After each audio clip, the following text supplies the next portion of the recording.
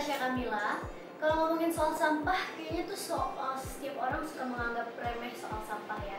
Jadi misalkan ya, habis makan permen atau habis pakai tisu, terus sampahnya buang aja langsung sembarangan gitu kan. Mikirnya kayak, cuma satu sampah, apa sih ngaruhnya ke kehidupan gue, nggak bakal ada ngaruhnya.